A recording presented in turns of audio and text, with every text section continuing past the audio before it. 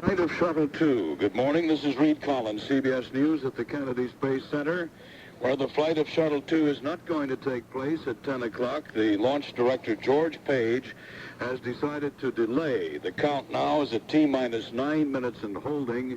The launch director, Page, wants to look at some last-minute information. There was a brief dropout in the range safety instrumentation.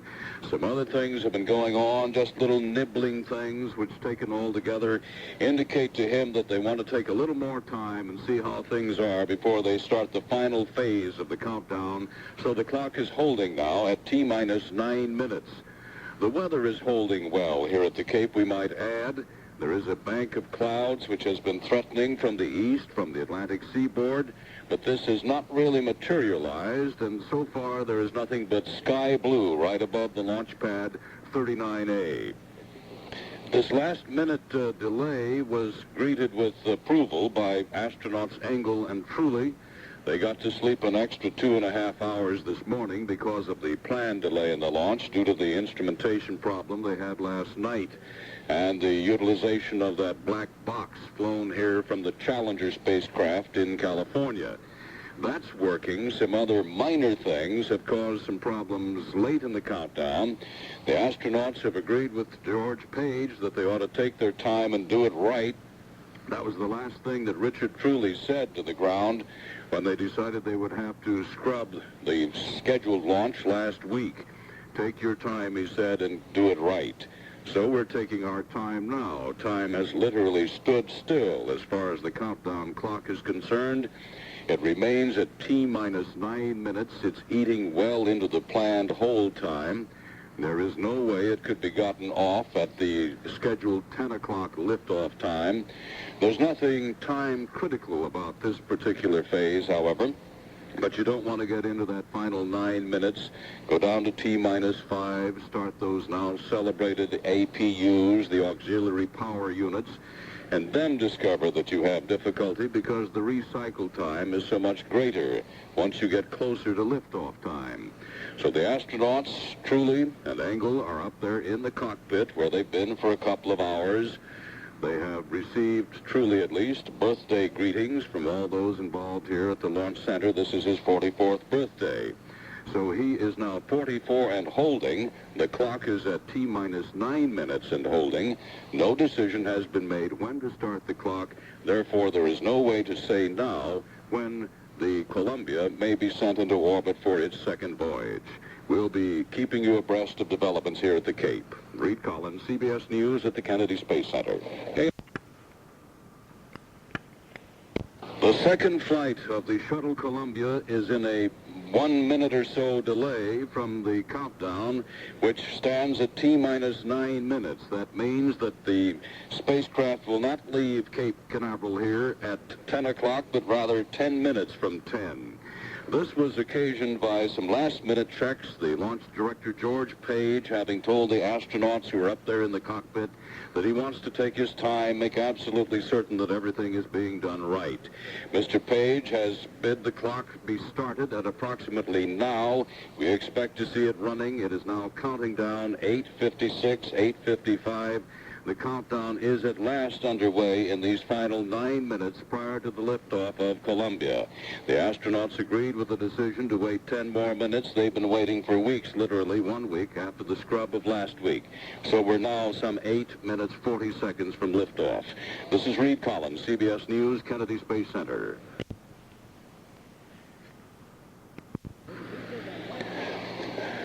And we're now 4.5 minutes away from the scheduled liftoff. The APUs of recent fame are running now. The astronauts have started them. The astronauts, Engel and Truly, have thanked the test conductors. They've been given their landing instructions in case of some emergency return to this launch site. Our colleague Spencer Allen is atop the vehicle assembly building now overlooking that runway. This 530-foot-high overlook atop one of the largest buildings in the world gives us a bird's-eye view of the Kennedy Space Center, including the 15,000-foot runway about 1.5 miles to the northwest. Astronauts Engel and Truly will land here if one or more of the main shuttle engines were to fail early in the launch. Columbia would reverse its direction of travel, jettison the main fuel tank, and glide back to the Kennedy Strip for a dead-stick landing. If the present prevailing northerly wind holds, Columbia would land here from the southeast, coming in over the ocean and Port Canaveral. But nobody's looking for emergencies here. There was a 10-minute delay in the scheduled 10 a.m. Eastern Standard Time liftoff because they wanted to make some last-minute communications checks. Launch Director George Page explained to the astronauts this has been a hard one. It's been a tough countdown. They worked through the night. They had the 2.5-hour delay, and he thought that 10 minutes more or less wouldn't make that much difference. The astronauts, Truly and Engel, both agreed and said, take your time and do it right. And now the countdown is in the final phase, 2 minutes 58 seconds before the scheduled liftoff. We'll be listening now to the voice of Hugh Harris, Mission Control here at the Cape. Valve on the external tank has been closed and pressurization begun. After the tank is pressurized, the hold capability is limited. T-minus 2 minutes, 40 seconds. In the background, you can hear some of the communication of the astronauts to Mission Control, to the flight director here, to the firing room here, and that green network that literally encircles the globe. Like 100,000 helping hands, as if they could boost, if they can help, whatever they can do, they will. Onboard supply. T-minus 2 minutes, 15 seconds. The main engines have been gimbaled to their start position, and the pressure on the liquid oxygen tank is at flight pressure. Coming up on the main engines have been gimbaled by use of the power provided by the APUs that drive all the hydraulics. And they want 3 good ones. They didn't have them last week, you recall, so they didn't leave. Now they have 3 good APUs. Everything is good and green here at the Cape. 150, counting. 144. The gaseous oxygen vent arm is almost fully retracted. T-minus 1 minute, 40 seconds in counting. It takes some 7 seconds to get to full power before the 8 bolts are blown that hold this bird to the ground and allow it to leap off the pad. 4.5 million pounds being lifted into the skies by more than 6 million pounds of thrust. It's a fast takeoff. They'll go into their roll program. They'll roll right immediately after they clear the tower. And they'll get into that azimuth that tells them they'll be inclined to the equator at a slightly lesser degree than the first shuttle because of the fact that this is a much heavier spacecraft. It itself weighs more than 14,000 pounds more than it did during the first flight. It has a payload of more than 19,300 pounds on board. Much more to lift. There's more going to be dared in this one, too. It will take a little bigger shock up at maximum Q when it reaches that maximum dynamic pressure. It will try to do more than the first spacecraft did. As we reach 40 seconds, we're counting down. We're counting down. T-minus 37 seconds. We're about just a few seconds away from switching control of launch to the computer sequencer. And now we're past the point where we had to scrub last week. Countdown now being conducted by the launch sequencers on board the orbiter. T-minus 20 seconds and counting. The SRB hydraulic power units have started. The SRB nozzles have been moved to start position. Coming up on 10, T-minus 10, 9. We have go for main engine start. And we should see ignition. We see it now. We have main engines going. Soon the solids have got her kicked, and there they all are going. They're all going. We have liftoff. We have liftoff, and the fire and the flame of it, and she's whirling into its whole program. Immediately it's cleared the tower at 75 miles an hour. She's streaking up. She's now beginning to arc over, seeking that spot in the sky as she pierces a little thin veil of cloud, rips on that column of crenellated fire and smoke that the solids produce. Looking good here, 30 seconds into the mission. She's a mile high, arcing over. They're on their backs now, but they don't care because all they can feel is the drive and the push of 6 million pounds of thrust. Hear their voices shaking. They're coming into max speed now. Coming up on grade of maximum aerodynamic pressure on the vehicle. And they're going through it Mark 1 minute, Columbia now 5 first time. 3 nautical miles downrange, velocity now reading 2,300 feet per second. 1 minute, 8 seconds, pass through max Q. Columbia still looking good, throttling engines back to 100%. They throttle back to 65% now because they don't want to pull more than 3 Gs going up there. Someday soon, men who are not astronauts will be asked to fly. Range velocity now reading 3,000 feet per second. A strange silence now envelops the Cape. Mark, 1 minute 35 seconds. Columbia now 14 nautical miles in altitude, 10 nautical miles downrange. Columbia, Houston, you can expect an evap, CSW. 1 minute 45 seconds, coming up on negative seats where altitude's too high for ejection seat. Your negative seats. They have to stay with her now. Mark, 1 minute 55 seconds. Columbia now 21 nautical miles in altitude, 18 nautical miles downrange. Velocity now reading 5,000 feet per second.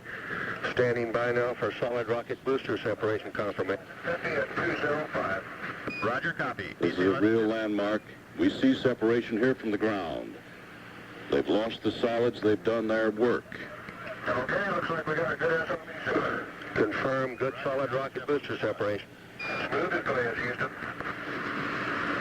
Now to us, they're just a point in the 5 sky. seconds. Onboard guidance is converging as programmed. Columbia is now steering for its precise window in space for main engine cutoff. Columbia now 35 nautical miles in altitude, 40 nautical miles downrange. She's not going to fly quite as high as she did during her first trip Roger, Columbia, thank you. because she's carrying that much more weight. Mark, 2 minutes 45 seconds. Columbia now has 2-engine landing capability at Rotor Naval Air Station, Spain.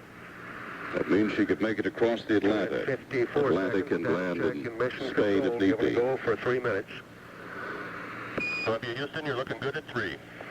Roger, copy. Looking good at 3. We hear him clear as a bell down here. Mark, 3 minutes 8 seconds. Columbia now 46 nautical miles in altitude, 66 nautical miles downrange. Columbia's 3 main engines continue to run smoothly. Ingle and Truly really moving out now. Velocity now reading 6,700 feet per second.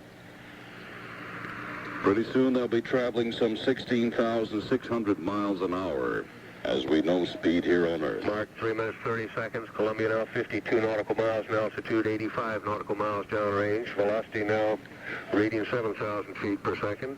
Return status check and the mission control by Flight Director Neil Hutchinson. Ingle and Truly given a go to continue.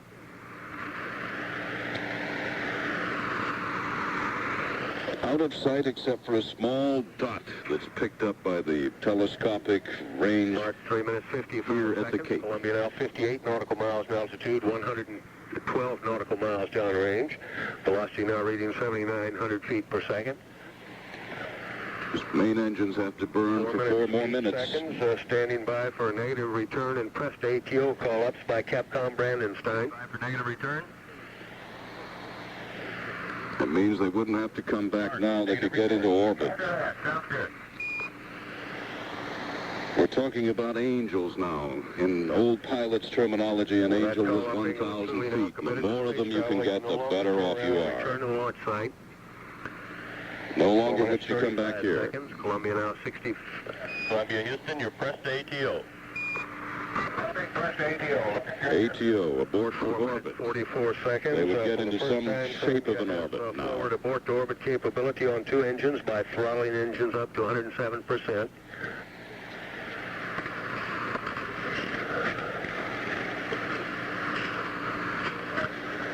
Five minutes. Columbia now 68 nautical miles in altitude, 189 nautical miles downrange. Velocity now reading 10,300 feet per second. Columbia, Houston, your normal throttles. Copy that. Normal throttles.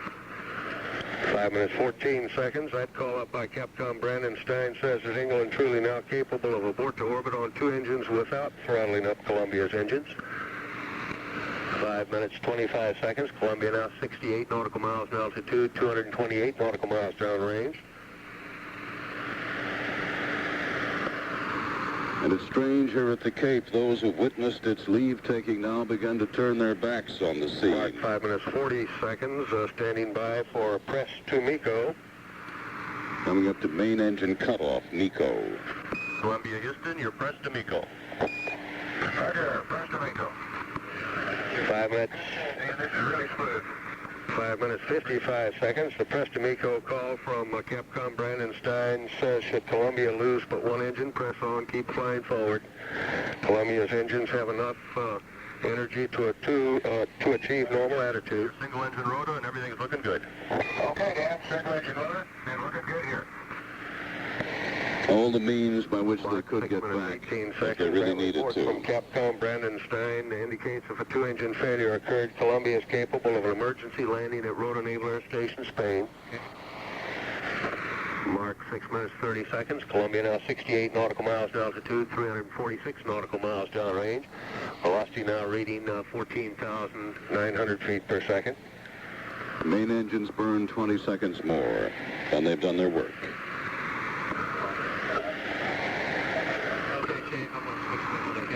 Mark, 6 minutes, 50 seconds. Columbia now 67 nautical miles in altitude, 397 nautical miles downrange. Columbia pitching over now, diving to increase velocity, decrease altitude, giving Columbia her most favorable attitude. 7 minutes, 5 seconds. Standing by now for single engine press to MECO.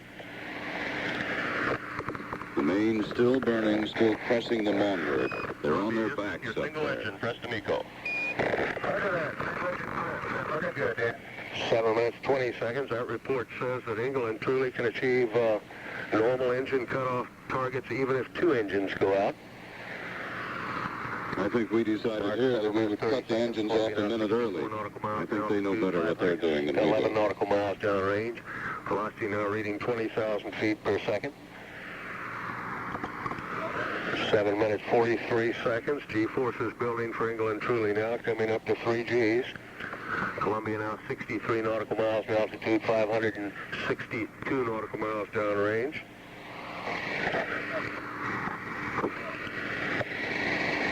Mark, 8 minutes. Columbia, Houston, you're go at 8.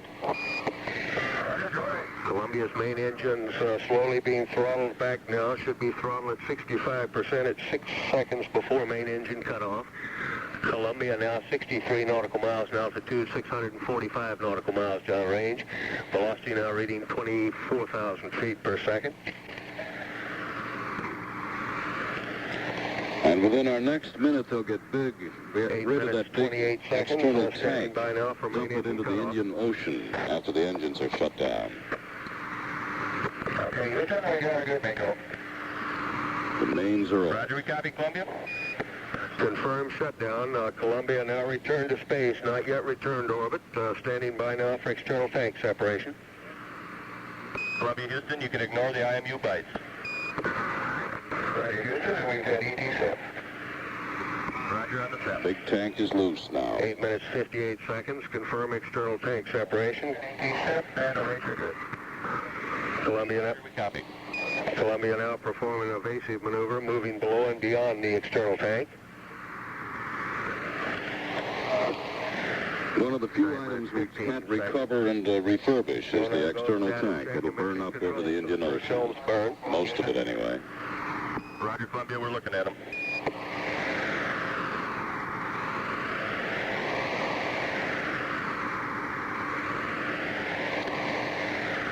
They need some more. Columbia, Houston, your go for nominal ohms 1 and for APU shutdown on time. Okay, Dan, and we're maneuvering to attitude now. Roger. 9 minutes, 44 seconds. Columbia now maneuvering ohms 1 burn attitude using the two 6,000-pound thrust engines. Ohms 1 will be posi grade, moving Columbia forward and higher on her flight path, placing Columbia in orbit. Several of these ohms burns are necessary to get her up into the 140-mile orbit desired. Columbia, Houston, we're...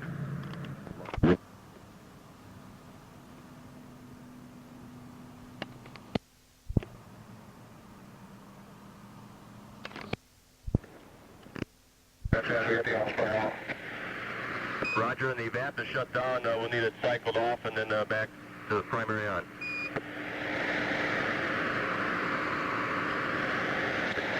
So test pilots working in space, both men really for the first time approaching orbital speed.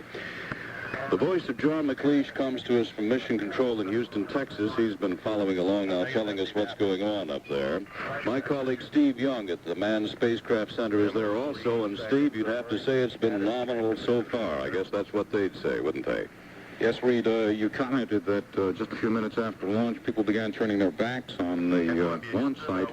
Well, people began peering very intently here. There was no out of sight, out of mind. Columbia asserted itself in every way, on dozens of oscilloscopes, on TV screens, on blinking lights.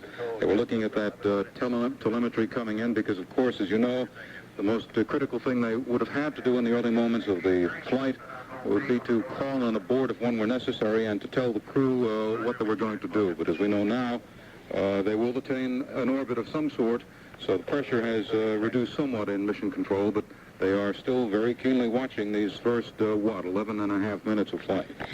And they're coming up, Steve, I think, when the OMS 1 burn is to be terminated in a few seconds from now. That should put them at a speed of about 16,730 miles an hour. That's 11 minutes, orbital speed if they need it. Loss of signal now with Columbia through Bermuda. The next station to acquire will be Madrid. This is Shuttle Control, Houston. Out over the Atlantic, not in any immediate contact with the ground. Another one of those picture-perfect launches. As soon as they're able, they're going to see what damage was done to the launch stand. 12 minutes, 12 seconds. We had an extended time of coverage and saw the OMS engine cutoffs for the first OMS burn.